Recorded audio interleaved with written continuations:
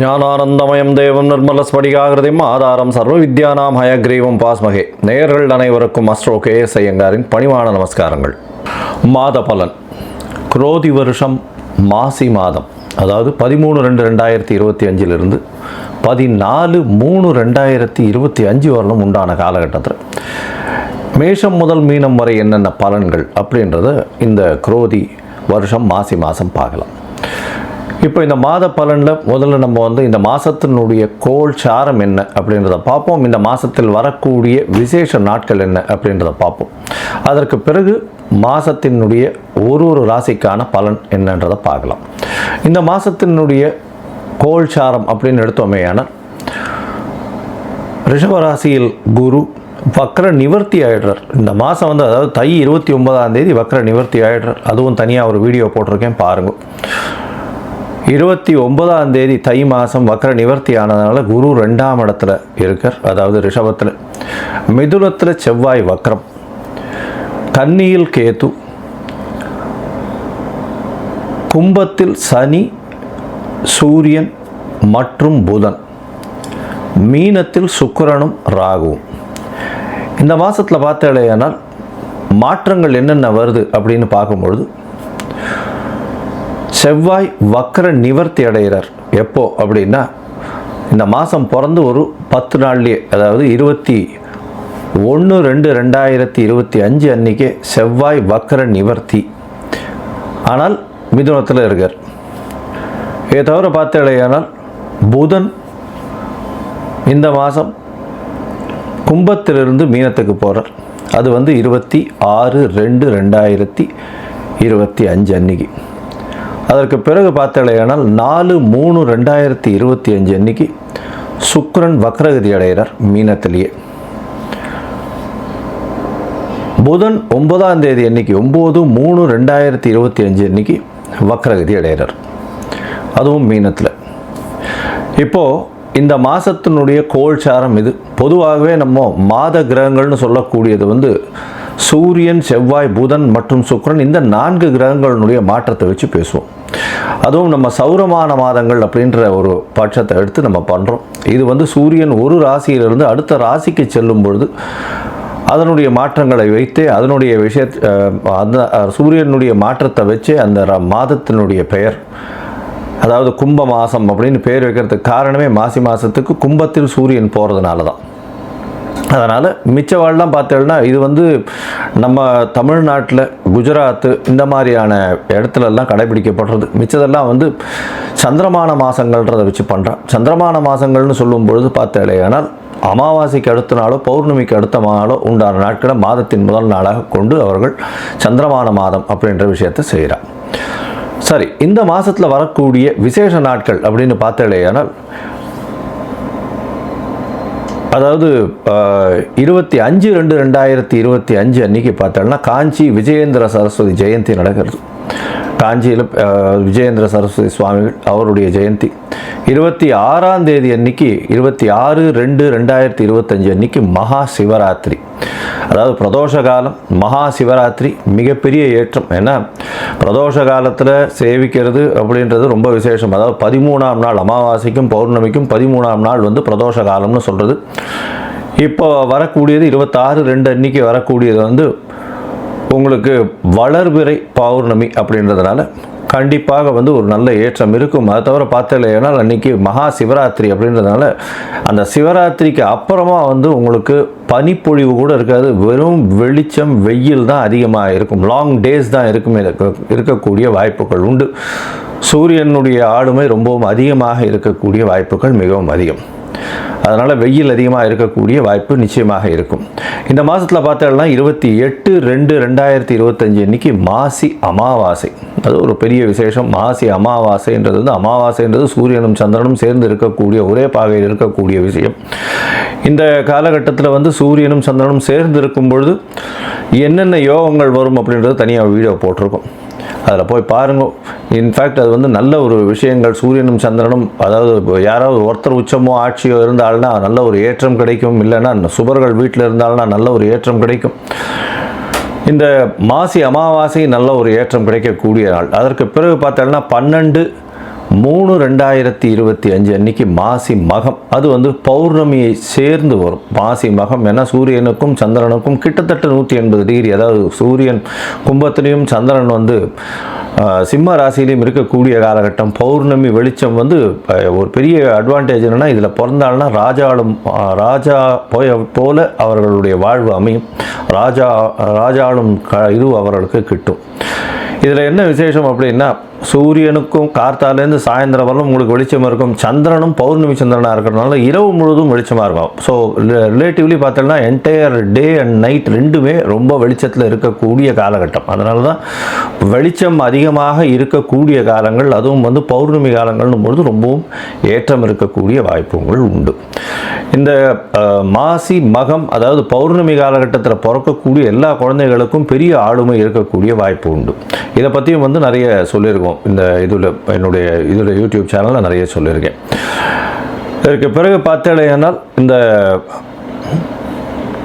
14/3/2025 அன்னைக்கு காரடையான் நோன்பு, இது வந்து ரொம்பவும் விசேஷமான காலகட்டம். காரடையான் நோன்பு அப்படின்னு சொல்லக்கூடியது வந்து மாசியும் பங்குனியும் கூடுறது அப்படின்னுவா. அதாவது கார் அப்படின்னா வந்து கருப்பு நிறம், இருண்ட இடம், யமலோகம் இதெல்லாம் குறிக்கக்கூடியது இந்த கார் அப்படின்றது. அடையான் அப்படின்னு, கார் அடையான்றது, அடையான் அடைய மாட்டான் அப்படின்னு சொல்லக்கூடியது. அதாவது பெண்கள் வந்து தன்னுடைய கணவருக்குன்னு, அதாவது திருமணமான பெண்கள் தன்னுடைய கணவருக்குன்னு விரதம் இருந்து செய்யக்கூடிய ஒரு பெரிய விஷயம் இது. இந்த காரடையான் நோன்பு நோற்பது பெரிய விஷயம். இதன் மூலியமாக தன்னுடைய கணவருக்கு ஆயுள் விருத்தி ஏற்படக்கூடிய வாய்ப்பும், அவர்களுக்கு வந்து மாங்கல்ய பலம் அதிகரிக்கக்கூடிய வாய்ப்பும் நிச்சயமாக உண்டு. இதனால தான் கார் அடையான் நோன்பு அப்படின்னு பேர். இந்த சாவித்திரியினுடைய கதையை சொல்வா, சத்யவான் சாவித்திரியினுடைய கதையை சொல்வா. அவர் வந்து சத்யவானுடைய உயிரை மீட்டு கொண்டு வந்தவள் அப்படின்றதுனால அந்த காரடையான் நோன்பு மிகவும் விசேஷமாக சொல்லப்படுகிறது. பங்குனி மாதத்தின் முதல் நாள் அன்னைக்கு பண்ணுறது. அதனால் பங்குனி பிறந்த உடனே அதை பண்ணுவாள். நார்மலி பார்த்தாலேனால் அந்த காரடையான் நோன்பு டைம் வந்து சாயந்தரம் 5:30லேருந்து 6:30 வரும். அந்த டைம் வந்து நான் தனியாக போடுறேன் உங்களுக்கு. இதை தவிர பார்த்தோம்னா நார்த் இந்தியாவிலலாம் ஹோலி பண்டிகைன்றது விசேஷமாக கொண்டாடுவோம். ஹோலி பண்டிகைன்றது வந்து இப்போ ஒரு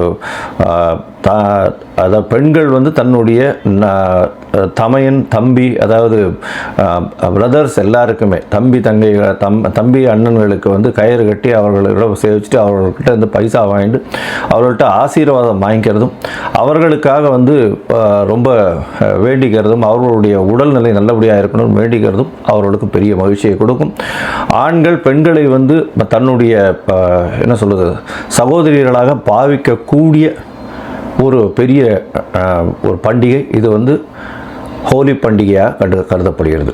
இது வந்து நார்த் இந்தியாவில் ரொம்ப ஃபெமிலியர், மிகவும் அந்த கலர்ஃபுல் ஃபெஸ்டிவலாக இருக்கும், ரொம்ப ஏற்றத்தோடு இருக்கக்கூடிய காலகட்டம்.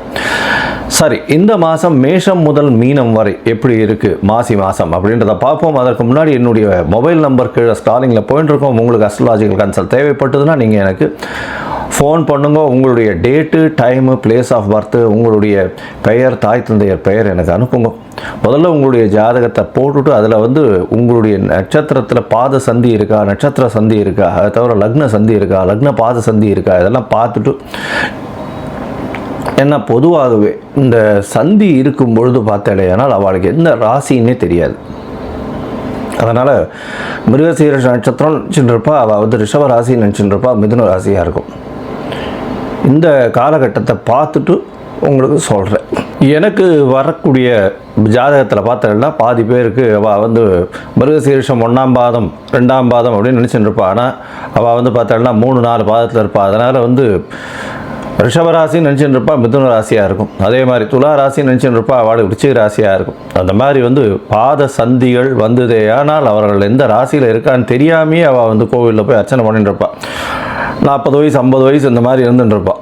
அதனால் முதல்ல வந்து உங்களுடைய நட்சத்திரம், உங்களுடைய நட்சத்திரத்தினுடைய பாதம், அப்போ வந்து என்ன ஆகும் அப்படின்னா, இப்போ நீங்கள் வந்து இப்போ நல்ல நேரம் நடந்துட்டுருக்குன்னு நினச்சிட்டு இருப்பீங்க. ஆனால் உங்களுடைய ஜாதகத்தில் இருக்கக்கூடிய லக்னத்திற்கு பார்த்தாலேயானால் நல்ல நேரம் நடக்கிறது நினச்சிட்டு இருப்பீங்க. ஆனால் உங்களுடைய தசை நல்லபடியாக வேலை செய்யாது. காரணம் என்னென்னா, பாதங்கள் மாறி போய் உங்களுடைய ராசி, லக்னத்தினுடைய லக்னம் இருக்கக்கூடிய ராசி எல்லாமே மாறி இருக்கும்.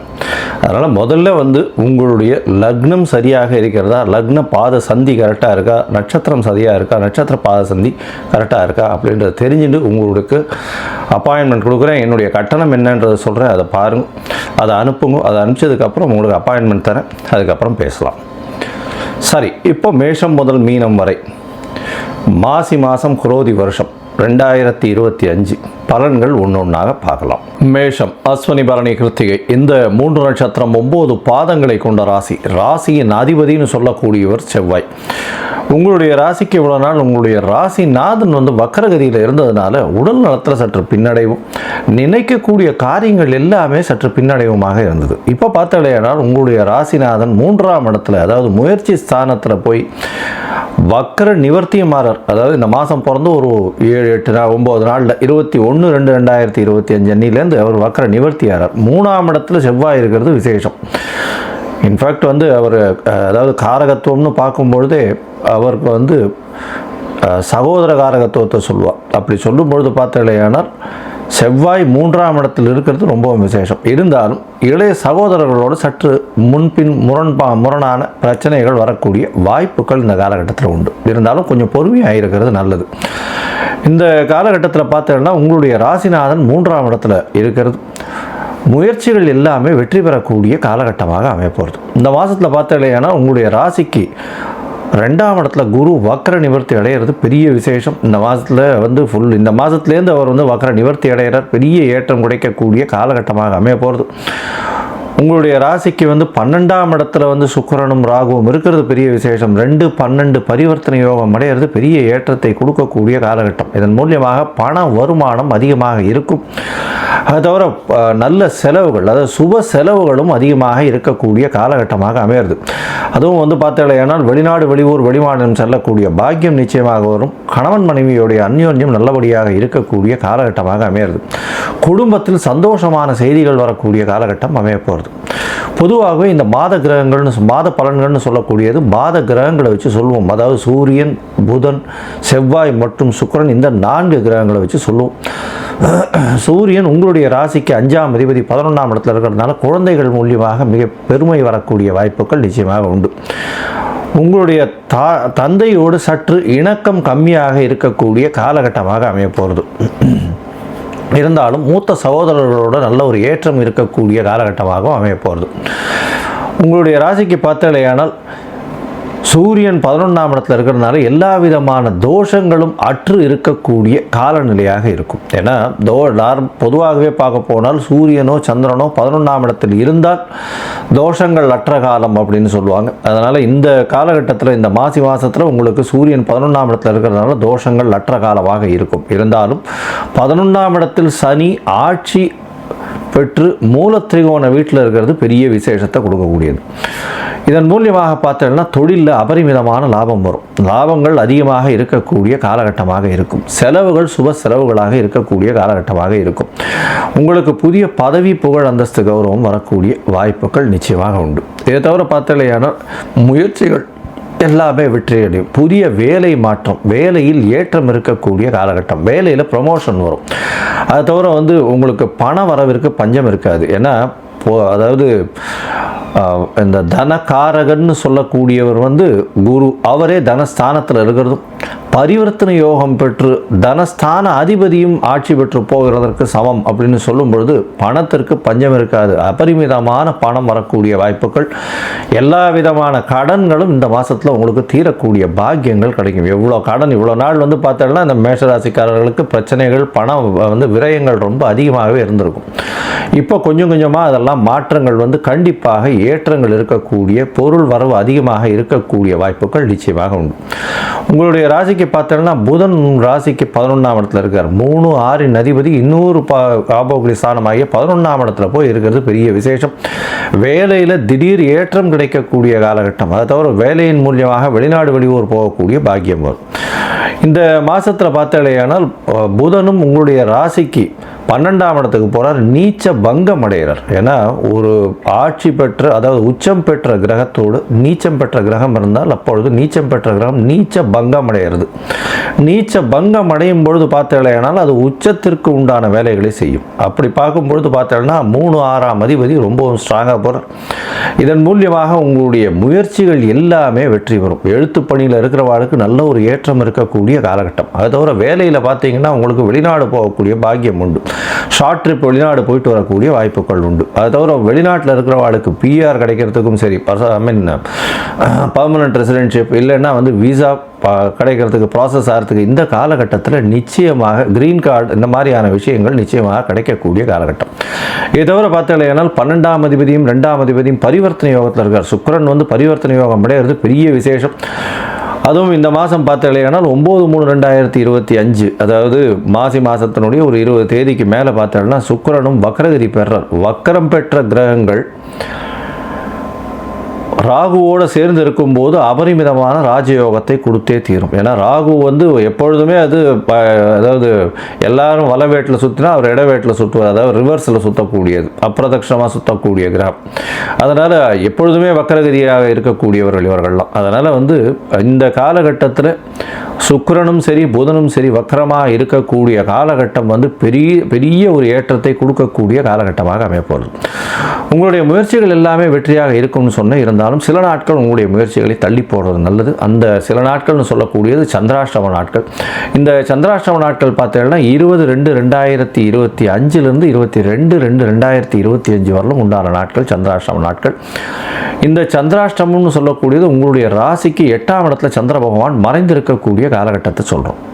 அந்த காலகட்டத்தில் பார்த்தீங்கன்னா உங்களுடைய அதாவது புதிய முயற்சிகள், வெளிநாடு வெளியூர் பிரயாணங்கள் வேண்டாம்னு சொல்கிறோம். எந்த ஒரு புதிய முயற்சிகளையும் கொஞ்சம் தள்ளி போடுறது நல்லதுன்னு சொல்கிறோம். ஒரு வேளை பண்ண வேண்டிய கட்டாயத்தில் இருக்குது, அதாவது நீங்கள் ப்ராஜெக்ட் மேனேஜராக இருக்கீங்க, அன்றைக்கி ப்ராஜெக்டை எக்ஸிக்யூட் பண்ணி ஆகணும் அப்படின்ற ஒரு நெசசிட்டியாக இருந்ததுன்னா சந்திர பகவானுக்கு உண்டான எளிய பரிகாரம் அருகில் இருக்கக்கூடிய விநாயகர் கோவிலில் உங்களால் முடிஞ்ச அளவுக்கு ஒரு 1/2 டம்ளர் பசும்பால் அங்கே அபிஷேகத்தை கொடுத்துட்டு போங்க. உங்களுடைய சந்திராஷ்டமத்தின் தாக்கம் நிச்சயமாக குறையும். இந்த மாதத்தில் பார்த்தேனால் மாசி மாதம் அப்படின்றது ஒரு மிகப்பெரிய ஏற்றமான மாதம். அதுவும் முருகனுக்கு பெரிய ஏற்றத்தை கொடுக்கக்கூடிய மாதம். அதனால் மாசி மாதத்தில் முருகப்பெருமானை போய் வழிபட்டுட்டு வர்றதும், முருகப்பெருமான் வடபழனி முருகன் கோவிலுக்கு போயிட்டு வர்றதும், அங்கே மஞ்சள் கலர் வஸ்திரம் தானம் கொடுக்கறதும், சந்தனம் அங்கே கொடுத்துட்டு சந்தன அபிஷேகத்துக்கு கொடுத்துட்டு வர்றதும் உங்களுடைய வாழ்வில் பெரிய ஏற்றத்தை கொடுக்கும். மொத்தத்தில் பார்த்தேனால் இந்த மேஷராசிக்காரர்களுக்கு இந்த மாசி மாதம் குரோதி வருஷம் உடல்நிலையில் நல்ல ஏற்றம் இருக்கும். வெளியூர் வெளிமாநில பிரயாணம் உண்டு. முயற்சிகள் எல்லாவற்றிலும் வெற்றி கிடைக்கக்கூடிய வாய்ப்பு உண்டு. எடுத்த காரியம் நிறைவேறும். பணவரவிற்கு பஞ்சம் இருக்காது. குடும்பத்தில் நல்ல சந்தோஷமான நிகழ்ச்சி நடக்கக்கூடிய காலகட்டம். சுப காரியங்களுக்கு விரயம் நடக்கும். தொழிலில் அபரிமிதமான ஏற்றம் கிடைக்கக்கூடிய காலகட்டம். அதாவது போட்டித் தேர்வில் நிச்சயமான வெற்றி உண்டு. எதிர்பாலினத்தவர் மூலியமாக நல்ல ஒரு ஏற்றம் இருக்கும். கணவன் மனைவிக்குள்ள நல்ல ஒரு அந்யோன்யம் இருக்கக்கூடிய காலகட்டமாக அமையப்போகிறது. மொத்தத்தில் இந்த மேஷராசிக்காரர்களுக்கு மிகப்பெரிய ராஜயோகத்தை இந்த மாசி மாதம் கொடுக்க போகிறது.